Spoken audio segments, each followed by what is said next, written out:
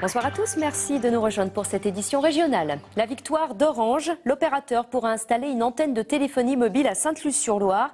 La commune de Loire-Atlantique avait pris un arrêté l'en empêchant, mais le tribunal administratif ne l'a pas suivi dans cette voie aujourd'hui. Reverra-t-on comme la semaine dernière des péages gratuits sur les axes de Cofiroute entre Nantes, Angers et Tours. Les salariés sont très remontés contre l'absence de hausse de salaire. Ils demandent à la direction de revoir sa position. Enfin, pour beaucoup d'entre vous, pas de repas de fête sans huîtres. Du coup, les ostréiculteurs travaillent 7 jours sur 7 pour assurer la livraison de toutes les bourriches. Un maire ne peut donc pas s'opposer à l'installation d'une antenne relais sur son territoire. C'est en tout cas ce qui ressort de la décision du tribunal administratif de Nantes.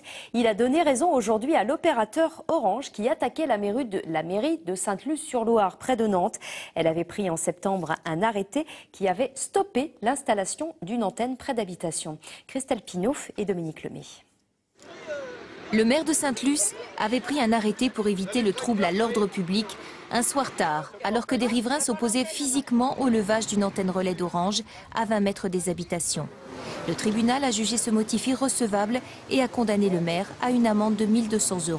J'estime être parfaitement dans mon droit compte tenu de la situation de dangerosité donc à ce moment-là, donc avec les riverains qui étaient accrochés au mât et qui empêchaient en fin de compte donc le déroulement des travaux. Pour l'instant, le maire étudie différentes possibilités de recours. De son côté, Orange prend acte et s'en remet au respect de la législation actuelle.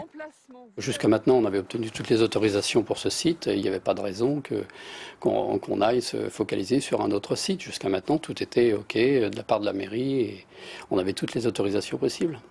Est-ce qu'il y aurait possibilité, justement, d'aller mettre cette antenne un peu plus loin ? Sur le plan technique, c'est possible. Aujourd'hui, ce n'est pas la position d'Orange, puisque l'arrêté est favorable à Orange. Une proposition de loi a été déposée le 5 novembre dernier par une cinquantaine de députés.